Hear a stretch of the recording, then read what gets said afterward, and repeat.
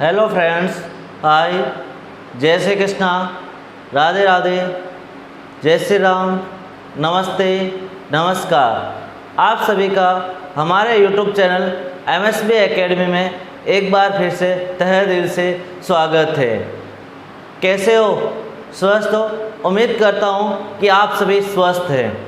तो हमारा REET level math level second का स्पेशल बैच चल रहा है, जिसमें हमारी कुछ क्लासें हो चुकी है, कुछ टॉपिक की। आज का टॉपिक हमारा होगा वर्ग और वर्गमूल। कौन सा होगा? वर्ग और वर्गमूल, स्क्वायर एंड स्क्वायर रूट। जैसे वर्ग और वर्गमूल की 2 क्लास हो चुकी है, 3 क्लास हो चुकी है, आज हमारी चौथी क्लास होगी। 3 क्लासों में हमने वर्ग और वर्गमूल से संबंधित कुछ कॉन्सेप्ट थे वो किए थे, कुछ क्वेश्चन किए थे। आज की क्लास में मैं आपके लिए कुछ सिलेक्टेड क्वेश्चन लाया हूँ जो आने लायक है या आ सकते हैं। तो दोस्तों, आप यदि मेरे चैनल पर पहली बार आए तो मेरे चैनल को सब्सक्राइब ज़रूर करें और शेयर कीजिए। तो आज की क्लास स्टार्ट करने से पहले मोटिवेशनल थॉट जो आपको ऊर्जावान बनाएगा, जो आपके चेहरे पे मुस्कान लेके आएगा, तो सुनिए आज का मोटिवेशनल थॉट। पतझड़ भी हो तो हरा मौसम कर दे, पतझड़ भी हो तो हरा मौसम कर दे, तू हंस तू मुस्कुरा और रोना कम कर दे, तू हंस तू मुस्कुरा तू रोना कम कर दे। मुश्किलें आए तो सबक सिखा उनको, मुश्किलें आए तो सबक सिखा उनको, जिंदा है तो जिंदगी की नाक में दम कर दे, जिंदा है तो जिंदगी की नाक में दम कर दे। दोस्तों, हमारे सामने बहुत सारी मुश्किलें आएगी, उस मुश्किलों से हमें डरना नहीं है, उस मुश्किलों से हमें पार पाना है, उस मुश्किलों को हमें हराना है, अपने दम पर हमें उस मुश्किलों को हराना है और अपने लक्ष्य तक प्राप्त करना है। बहुत सारी मुश्किल आएगी, हमें रोकेगी अपने लक्ष्य की ओर बढ़ने से, हमें अपने रास्ते पे जाने से रोकेगी। तो हमें उस मुश्किलों से डरना नहीं, उस समस्याओं से डरना नहीं, उस समस्याओं को पार करते हुए, उस समस्याओं का हल निकालते हुए हमें अपने लक्ष्य तक बढ़ना है, हमें अपने लक्ष्य को प्राप्त करके ही रुकना है। तो दोस्तों, आज की क्लास का फर्स्ट क्वेश्चन देखिए। 600 को किस छोटी संख्या से गुणा या भाग करें ताकि वो पूर्ण वर्ग बन जाए। हमारे पास एक संख्या है 600 जो पूर्ण वर्ग नहीं है। जो क्या है? पूर्ण वर्ग नहीं है। ये किसी का पूर्ण वर्ग नहीं है। वर्ग तो हो सकती है लेकिन पूर्णांक में नहीं है, पूर्ण वर्ग नहीं है। तो हमें ऐसी छोटी संख्या ज्ञात करनी है जिसको इससे गुणा या भाग करे, जिससे इसको गुणा या भाग करे ताकि वह क्या बन जाए? पूर्ण वर्ग बन जाए। हमें ऐसी संख्या से गुणा या भाग करना है कि यह संख्या क्या बन जाए? पूर्ण वर्ग बन जाए। अब वर्ग ज्ञात करने के लिए हमें इस संख्या को सबसे पहले अभाज्य गुणनखंड करना होगा। तो 600 का हम अभाज्य गुणनखंड करते हैं। सबसे पहले 2 का भाग देंगे 300 बार, फिर 2 का दूंगा 150 बार, फिर 2 का दूंगा 7 और 5 75 बार, फिर 3 का दूंगा 25 बार, फिर 5 का 5 का 5 का और 1 बार। देखिए, 2 का भाग 600 में 3 बार, 300 2 600, 200 का भाग 150 बार, 150 में 2 का भाग 75 बार, 75 में 3 का भाग 25 थी 75, और 5 का भाग 25 में 5 बार, और 5 का भाग 5 में 1 बार। तो देखिए हमारे पास गुणनखंड क्या क्या है। 600 का गुणनखंड क्या है? हमारे पास गुणनखंड 2 गुणा 2 गुणा 2, 3 गुणा 5 गुणा 5। पूर्ण वर्ग बनाने के लिए हमारे पास यहाँ पर 2-2 के जोड़े होने चाहिए। यदि 2-2 के जोड़े नहीं हैं तो हमें बनाने होंगे या हटाने होंगे, तभी हम पूर्ण वर्ग ज्ञात कर सकते हैं। देखिए दोस्तों, यहाँ पर 2 का एक जोड़ा बन रहा है, 5 का एक जोड़ा बन रहा है, 3 और 2 का हमारे पास कोई जोड़ा नहीं बन रहा है। 2 सिंगल है, 3 भी सिंगल है। प्रत्येक संख्या 2-2 बार होनी चाहिए, 2 का जोड़ा होना चाहिए। यदि 2 का जोड़ा है तो ही हम कह सकते हैं पूर्ण वर्ग है, नहीं तो नहीं है। तो यहाँ देखिए, यहाँ तो 2 का जोड़ा है, 5 का जोड़ा है, लेकिन 2 और 3 का जोड़ा नहीं है। तो हम 2 गुणा 3 से 2 गुणा 3 कितना होता है? 6। या तो हम 6 से गुणा करेंगे या 6 से भाग करेंगे, तभी हमारे पास ये 600 वाली संख्या पूर्ण वर्ग बन जाएगी। कैसे? यदि मैं 600 से भाग करूँगा तो कितना होगा 100 होगा। और 100 एक पूर्ण वर्ग संख्या है किसका 10 का। भाग करने को बोले तो भी हम 6 से गुणा कर भाग करेंगे। यदि मैं गुणा करने को बोले तो भी मैं 6 से गुणा करूँगा तो कितना होगा 6 छंग 3600 और 3600 किसका वर्ग है 60 का। तो इसका मतलब हुआ हम चाहे 6 से गुणा करें या भाग करें तो भी हमारे पास ये संख्या क्या बनेगी पूर्ण वर्ग बनेगी। यदि भाग करेंगे तो 100 आएगा जो 10 का पूर्ण वर्ग है और यदि गुणा करेंगे तो 3600 आएगा जो 60 का क्या है पूर्ण वर्ग है। नेक्स्ट क्वेश्चन देखिए दोस्तों, 300 से 900 के बीच कितनी पूर्ण वर्ग संख्या है। हमें 300 और 900 के बीच की पूर्ण वर्ग संख्या ज्ञात करनी कितनी है। हमें नंबर ऑफ संख्या बतानी कि संख्या के बीच कितनी पूर्ण वर्ग संख्या है। तो देखिए 300 और 900 के बीच कौन कौन सी संख्या का वर्ग आता है। देखिए सबसे पहले हम 17 का वर्ग लिखते हैं, कितना होता है 17 का वर्ग कितना होता है 200। 17 का वर्ग कितना होगा 289, कितना होगा 289। हमें चाहिए 300 और 900 के बीच तो हम लेंगे 18 का वर्ग कितना होता है 324, फिर लेंगे 19 का वर्ग 361, 20 का वर्ग 400, इस तरह से 21, 22, 23, 24, 25, 26, 27 और 28, 29। देखिए 29 का वर्ग कितना होता है 841। 29 का वर्ग कितना होता है 841 और 30 का वर्ग कितना होता है 900। हमें 900 के बीच लेना है, 300 और 900 के बीच लेना है। तो 330 वाली संख्या आएगी नहीं। अब हमारे पास ये सारी संख्या आएगी 18 से लेके 29 तक, 18 से 29 तक। तो गिनिए 18 से 29 तक संख्याएं कितनी है हमारे पास। 18 से 29 तक संख्याएं कितनी है, वही तो पूर्ण वर्ग संख्या है। तो गिनो 1 2 3 4 5 6 7 8 9 10 11 12। तो कितनी पूर्ण वर्ग संख्या होगी 12 पूर्ण वर्ग संख्या होगी। कौन कौन सी 18 से लेके 29 तक सारी संख्याएं पूर्ण वर्ग संख्याएं है तथा उनका वर्ग 300 और 900 के बीच आता है। तो आंसर कितना होगा 12। देखिए दोस्तों next question, under root of x की पावर -1 y डॉट y की पावर -1 z डॉट z की पावर -1 y का मान ज्ञात कीजिए। हमारे पास ये एक पद दे रखा है, इसका मान ज्ञात करना है, कितना मान होगा। देखिए तो हम क्या लिखते हैं, इसको अंडररूट के अंदर मैं लिख देता हूँ x की पावर -1 y गुणा y की पावर -1 गुणा z गुणा z की पावर -1 गुणा y। सबके बीच गुणा का साइन है, सबके बीच किसका साइन है गुणा का। दो संख्या होते हैं उसके बीच गुणा का साइन है और इस डॉट का मतलब ही क्या है गुणा का साइन है। तो देखिए x की पावर -1 है। जब हमने घातांक वाला चैप्टर पढ़ा तो पढ़ा था जब किसी भी संख्या की पावर माइनस में हो तो हम उसे भाग में बेच के प्लस की संख्या बना देंगे। तो हमने a की पावर -m को 1/a की पावर m लिखते हैं, तो यहाँ पर भी यही लिखेंगे। x को 1/x गुणा y गुणा y को 1/y की पावर 1 है तो 1 का कोई मतलब नहीं होता है, गुणा z की पावर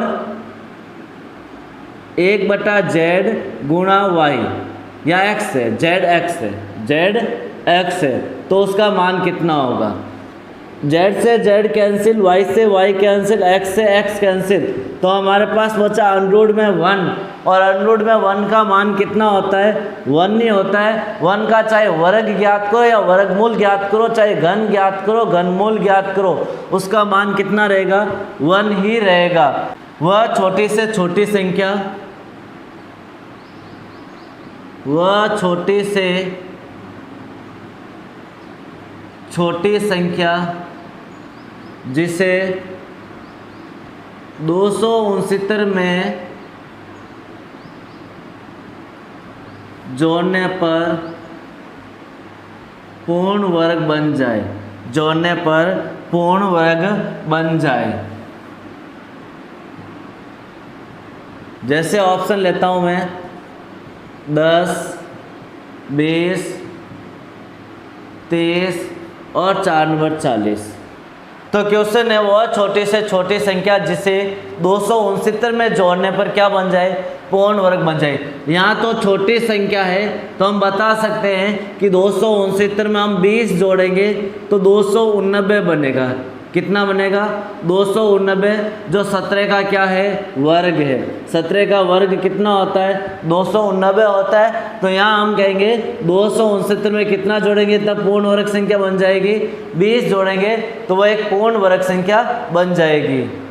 नेक्स्ट क्वेश्चन देखिए, किस छोटी से छोटी संख्या को 13,218 में जोड़ देने से पूर्ण वर्ग बन जाए? तो ऑप्शन भी दे रखे। देखिए दोस्तों, जब क्वेश्चन में गुणा या भाग करके हमें पूर्ण वर्ग बनाना है तो अभाज्य गुणनखंड करना है। जब हमें जो गुणा या भाग करके पूर्ण वर्ग बनाना है तो हमें अभाज्य गुणनखंड करना होगा। और यदि हमें जोड़ना या घटाने को बोले तो हमें इसका भाग विधि से अभाज्य वर्गमूल ज्ञात करना होगा। भाग विधि से वर्गमूल ज्ञात करना होगा। और जब गुणा या भाग करने को बोले तो हमें अभाज्य गुणनखंड विधि से वर्गमूल ज्ञात करना होगा। तो हम यहाँ 13,218 का पूर्ण वर्गमूल ज्ञात करते हैं, इसका वर्गमूल ज्ञात करते हैं। तो दोस्तों, वर्गमूल ज्ञात करने के लिए भाग विधि मैंने सिखाई थी कि हमें लास्ट से जोड़े बनाने हैं, जो नहीं बनता उसको सिंगल रखना है। बना दिए जोड़े। अब देखिए, एक किस संख्या के वर्ग के निकट आता है या उसके बराबर आता है? तो 1 के वर्ग के। मैं 1 को 1 से गुणा करूँगा तब कितना आएगा? 1 ही आएगा। हमेशा हमें ये दोनों संख्या सेम लेनी है। तो 1 के वर्ग के पास में ही आ रहा है या 1 के वर्ग के बराबर आ रहा है, तो हमने जिससे गुणा किया उसको तो ऊपर लिखेंगे। 1 में से 1 गया 0। नेक्स्ट पूरा जोड़ा हम साथ में लिखेंगे। यहाँ लिख दिया मैंने 32। 1 और 1 कितना हो गए? 2। अब इसको ऐसी संख्या से गुणा करना है कि 32 से अधिक नहीं जाएगा। यदि मैं इसको 2 से गुणा करता हूँ तो 22 2 44 होते हैं, जो 32 से ज़्यादा है। हमें तो इसके बराबर या कम लेना है तो हम इससे 1 से गुणा करते हैं। तो 21 से कम 21, मैं 2 से गुणा करते ही 44 होगा और 44 32 से क्या है? अधिक है। 21 और 1 कितना हो गया? 22। 32 में से 21 घटाएंगे तो 1 और 1 11। नेक्स्ट संख्या लिखेंगे हम 8। कितना लिखेंगे? 8 लिखेंगे। अब देखिए, यहाँ मैं किससे गुणा करूँ? सॉरी, ये पूरा है ना 18 लिखना। हमें कितना लिखना? पूरा जोड़ा लिखना, क्योंकि यहाँ तो 11 बचे। ये पूरा जोड़ा कितना है? 18। तो हमें 18 लिखना।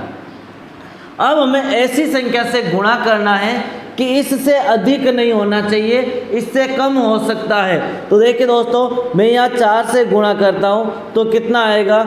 4 4 16, असल की 1। 4 दूनी 8 और 1 9, 4 दूनी 8 और 4 दूनी 8, यही आ रहा है। जब मैंने 4 से गुणा किया तो 896 आ रहे हैं या 1118 है।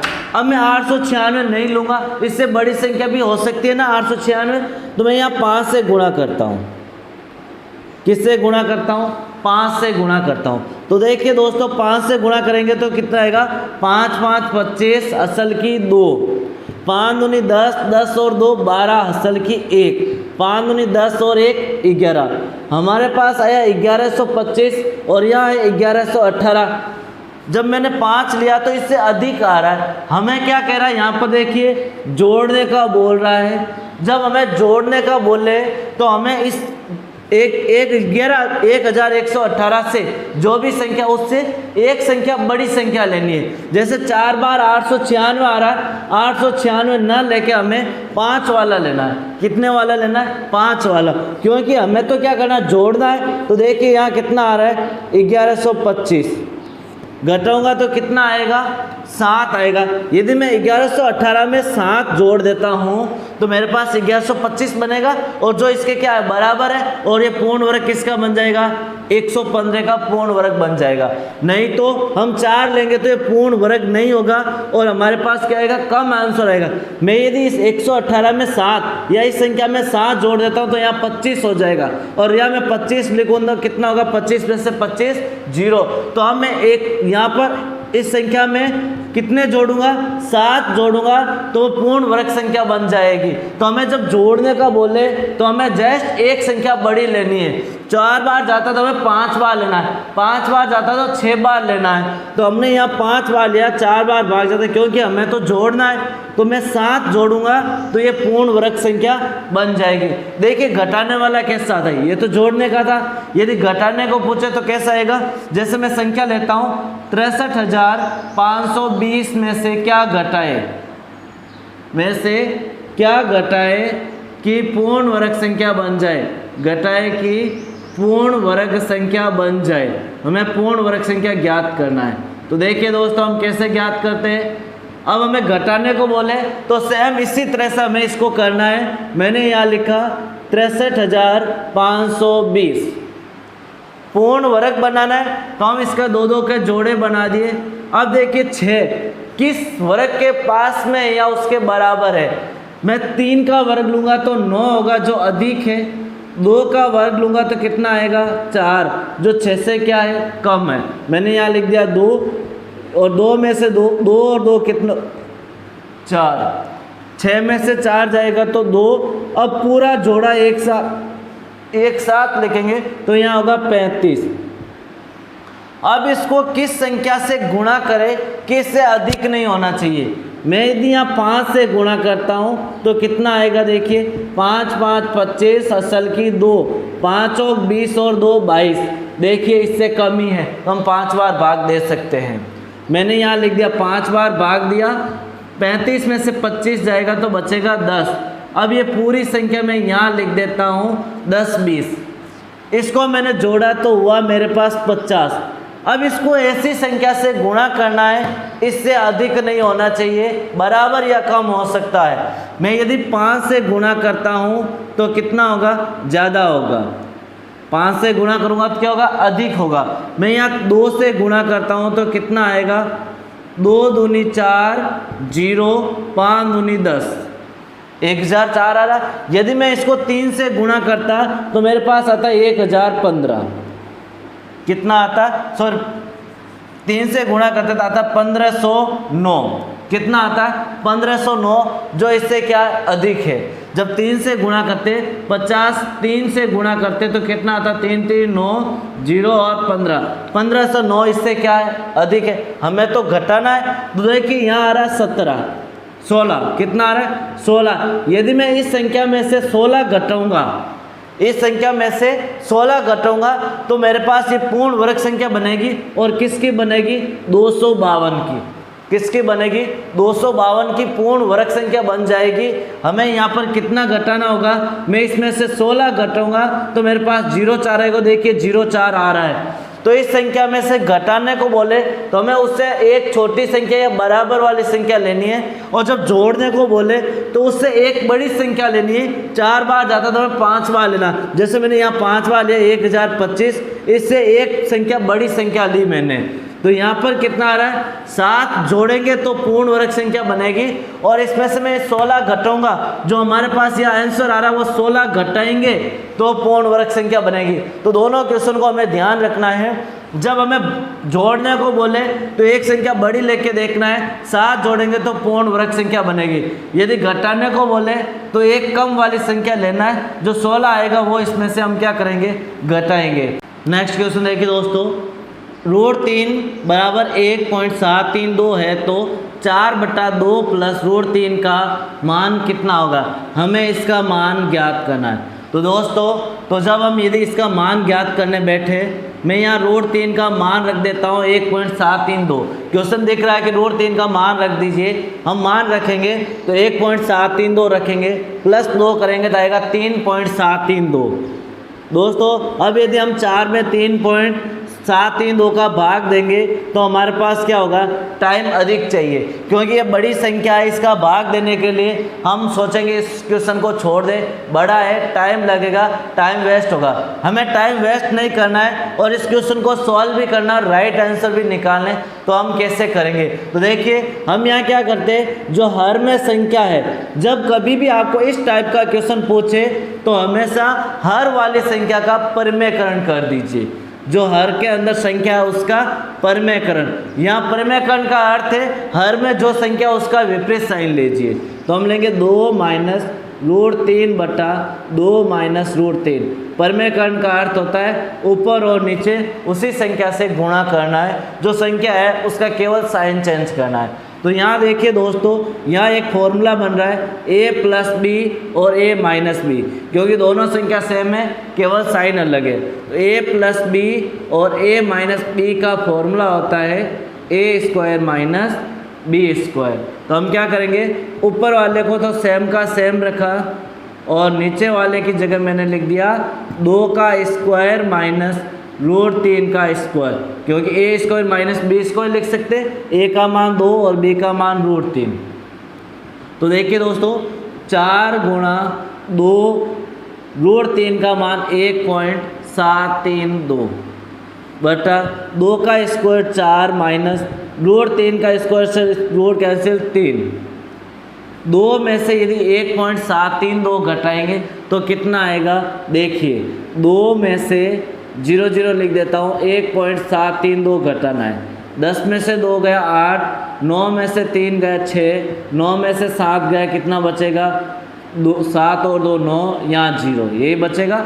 10 में से 2 जाएगा 8, 9 में से 3 6, 9 में 7 2, तो हमारे पास कितना बच गया 4 गुणा 0.268 और भाग में तो 4 में से 3 जाएगा तो 1 बचेगा, और 1 का कोई मतलब ही नहीं होता है। तो हम इसको गुणा कर देते हैं। 8 चौक 32 असल की 3, 6 चौक 24 और 3 27 असल की 2, 4 दूनी 8 और 2 10, 3 संख्या के बाद पॉइंट, ये 3 संख्या के बाद पॉइंट, तो 1.072। तो आंसर कितना होगा, 2 नंबर ऑप्शन 1.072। तो हम इस तरह से करेंगे तो टाइम भी बचत हो जाएगी और कम समय में हम क्वेश्चन को सरल कर सकते हैं।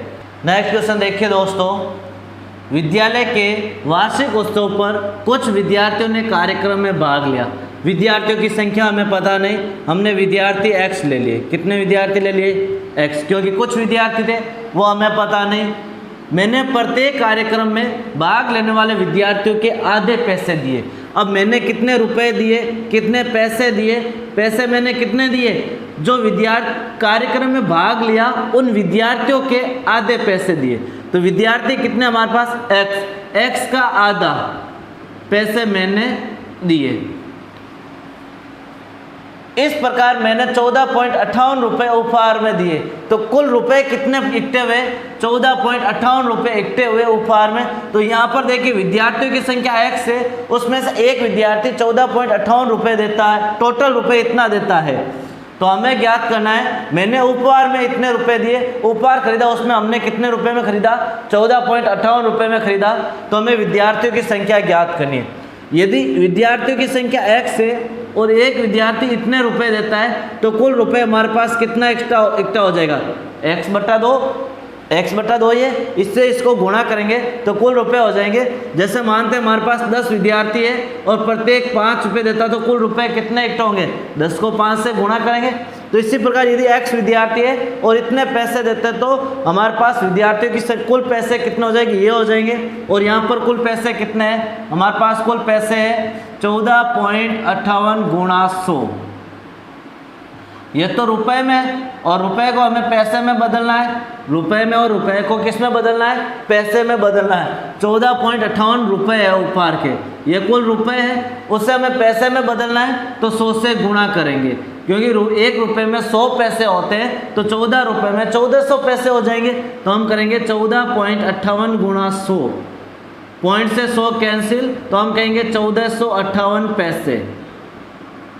ये कुल मूल्य हो गया, कुल मूल्य उपहार का 1458 पैसे कुल मूल्य है। और यहाँ पर कुल पैसे ये है, तो दोनों पैसे क्या होंगे, बराबर होंगे। 2 गुणा भाग में इधर आएगा तो गुणा में जाएगा, हम गुणा करेंगे 1458 गुणा 2, 8 दूनी 16 हसल की 1, 5 दूनी 10 और 1 11, 14 दूना 28 से 1 29, कितना हुआ 2916। 8 दूनी 16 असल की 1, 5 दूनी 10 और 1 11, 4 दूनी 8 और 1 9, 2 एकम 2, 2916 x स्क्वायर। तो x कितना आ जाएगा, 2916 का वर्ग।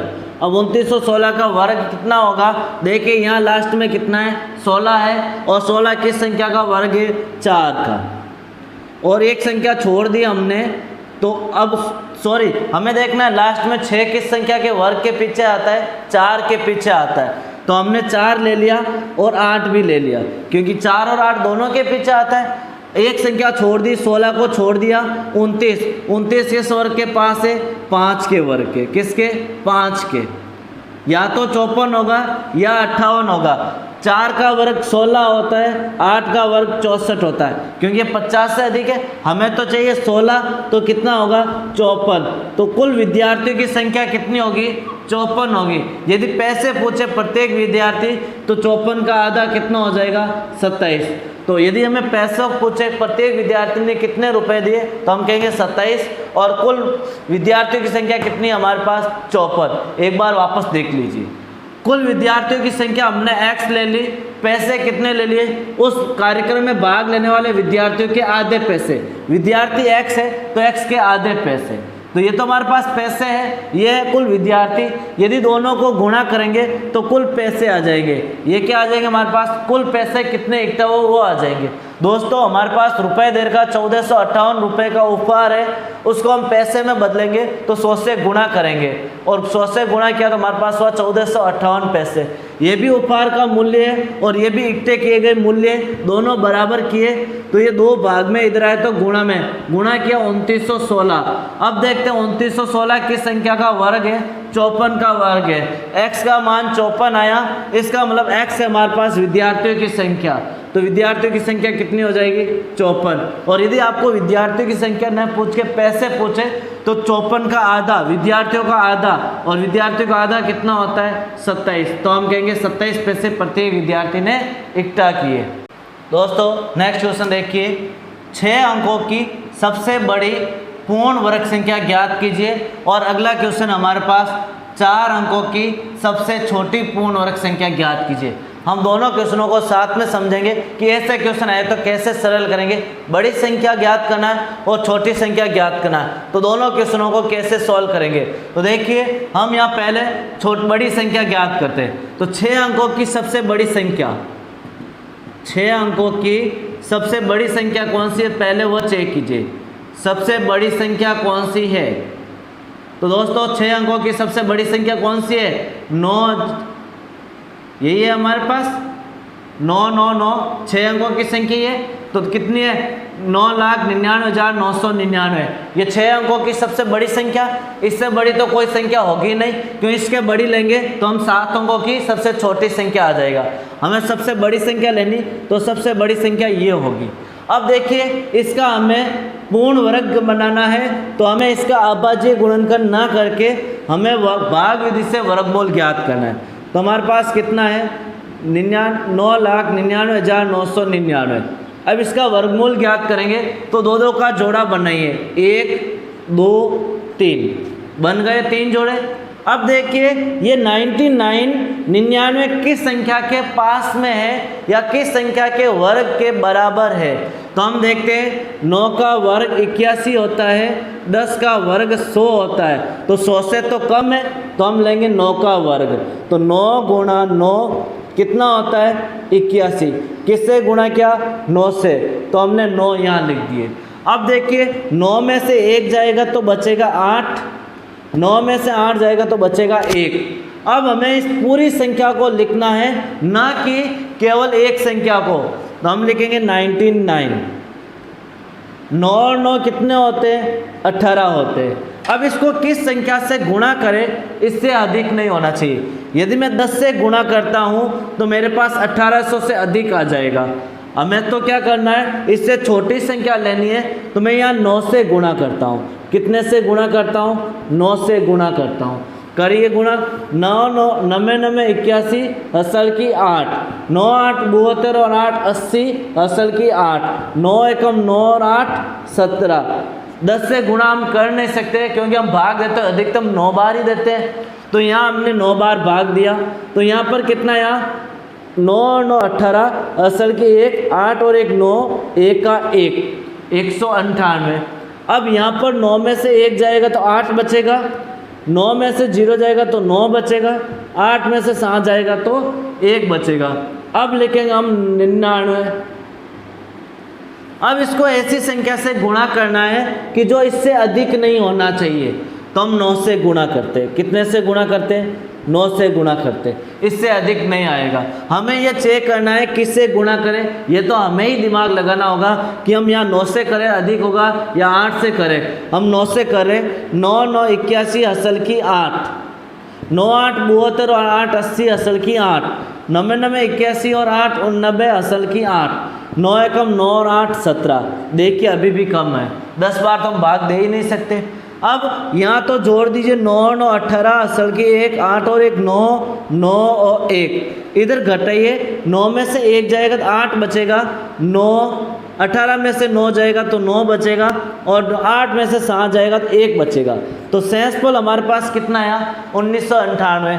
अब हमें इतनी बड़ी संख्या को पूर्ण वर्ग बनाना है। यदि मैं इसमें जोड़ूंगा तो ये 7 अंकों की संख्या बन जाएगी। हमें तो 6 अंकों की चाहिए, तो इसमें से कुछ ना कुछ घटाएंगे तभी तो पूर्ण वर्ग संख्या बनेगी, नहीं तो ये शेषफल आ रहा है और पूर्ण वर्ग संख्या नहीं है। हमने 3 बार 9 9 से गुणा किया।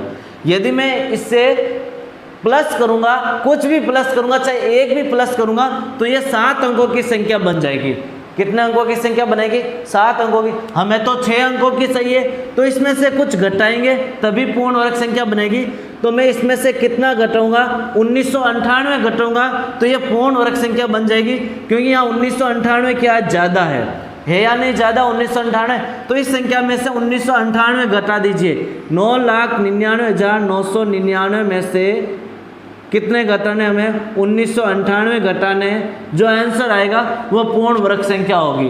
9 में से 8 गया 1, 9 में से 9 0 0 8 9 9। तो ये आंसर आया। ये 9,999 का क्या है? वर्ग है। किसका वर्ग है? 999 का वर्ग कितना है? 998,001। इसका वर्ग ये होगा। 1998 हमें घटाने होंगे तभी ये पूर्ण वर्ग संख्या बनेगी। यदि हम इसमें कुछ भी जोड़ेंगे तो 7 अंकों की संख्या बन जाएगी, और हमें किसकी चाहिए? 6 अंकों की चाहिए। तो हमें इसमें से घटाना होगा, और घटाने के लिए मैंने बताया जो शेषफल आता है वो उसमें से घटा दीजिए। तो हमने इसमें से घटाया तो ये हमारे पास 9,98,001 पूर्ण वर्ग संख्या बनेगी। किसकी? 999 की। अब यदि क्वेश्चन आता है कि ऐसा ही क्वेश्चन आता है कि सबसे छोटी पूर्ण वर्ग संख्या ज्ञात कीजिए। अब ज्ञात किसकी करनी? हमें 4 अंकों की। तो सबसे छोटी 4 अंकों की संख्या कौन सी? सबसे पहले वह लिखिए, 4 अंकों की सबसे छोटी संख्या। सबसे छोटी संख्या, तो 4 अंकों की सबसे छोटी संख्या कौन सी है? 1000। यही है। इससे छोटी लेंगे तो 999 और 3 अंकों की संख्या। हमें तो 4 अंकों की छोटी संख्या बोलेंगे तो हम बोलेंगे 1000 है। अब हमें इसको क्या बनाना है? पूर्ण वर्ग बनाना है 1000 को। कितने हमारे पास? 1000 है। 1000 को पूर्ण वर्ग बनाना है। तो दोस्तों 1000 को पूर्ण वर्ग कैसे बनाएंगे? हम इसका भाग विधि से अब गुणनखंड करते हैं। भाग विधि से वर्गमूल ज्ञात करते हैं। 2 का जोड़ा बनाया। यहाँ 10 है। कितना है? 10। 10 के संख्या के वर्ग के पास है 3 के वर्ग के। 4 का लेंगे 16 होगा, अधिक होगा। 3 3 9 और 3 और 3 6। हमें यहाँ जोड़ के लिखना और गुणा करके यहाँ लिखना है। हमने गुणा किया 3 से। 10 में से 9 जाएगा 1, यहाँ लिख दिया मैंने 0 0। अब इसको ऐसी संख्या से गुणा करना है इसके बराबर आ जाए या कम। मैं 1 से गुणा करता हूँ तो आएगा 61। कितना आएगा? 61। यदि मैं 2 से गुणा करता हूँ, ये तो आया 61। यदि 2 से गुणा करता हूँ तो कितना आएगा? 2 दूनी 4, 6 दूनी 12, अधिक आ रहा है। अब हमें क्या करना है? 4 अंकों की सबसे छोटी संख्या बनाना है। यदि मैं इसमें से कुछ भी घटाऊंगा तो 3 अंकों की संख्या बनेगी। तो हमें क्या करना? जोड़ना है, तभी तो 4 अंकों की सबसे छोटी संख्या बनेगी। तो मैं यदि इसमें यहाँ बड़ी वाली लेनी है, क्योंकि हमें जोड़ना है तो इसका बड़ा लेना है। 1024, 100 में से 24 घटाएंगे तो 24 एक्स्ट्रा है हमारे पास। यदि यहाँ पर 100 की जगह 124 आ जाता है तो पूर्ण वर्ग संख्या होगी। तो इसमें यदि मैं 24 जोड़ दूं तो ये एक पूर्ण वर्ग संख्या होगी और किसकी होगी? 32 की। 32 का वर्ग कितना होता है? 1024 होता है। तो हमें जोड़ना है, जोड़ने के लिए हमें क्या करना है? इससे एक अधिक संख्या लेनी है, ना तो इसके बराबर ना छोटी, इससे एक बड़ी लेनी है। तो हमने इससे एक बड़ी लिया 1024, 24 अधिक आ रहा है, इसका मतलब 24 इसमें जोड़ेंगे 1000 में तो हमारे पास पूर्ण वर्ग संख्या बनेगी और किसकी बनेगी? 32 की। तो इसी तरह आज की क्लास हम यहीं कंप्लीट कर रहे हैं। नेक्स्ट क्लास हम और लेंगे जिसमें वर्ग और वर्गमूल से कुछ सिलेक्टेड क्वेश्चन बच चुके हैं, वो लास्ट क्लास अब कल क्लास आएगी उसके अंदर लेंगे हम। उसके बाद हमारा वर्ग और वर्गमूल का टॉपिक कंप्लीट हो जाएगा और नेक्स्ट टॉपिक हम लेंगे घन और घनमूल। तो एक क्लास और आएगी वर्ग और वर्गमूल की, जिसमें कुछ सिलेक्टेड क्वेश्चन होंगे जो आने लायक है, जो आ भी सकते हैं और उससे के रिलेटेड क्वेश्चन भी आ सकते हैं। कुछ अभी टाइप के क्वेश्चन और बच गए, वो टाइप में आपको नेक्स्ट क्लास में करूंगा। तो आप उस क्लास का इंतजार कीजिए। नेक्स्ट क्लास जब नेक्स्ट डे आती है उस दिन का इंतजार कीजिए और नेक्स्ट क्लास से जुड़िए और उस क्लास को कंप्लीट देखिए।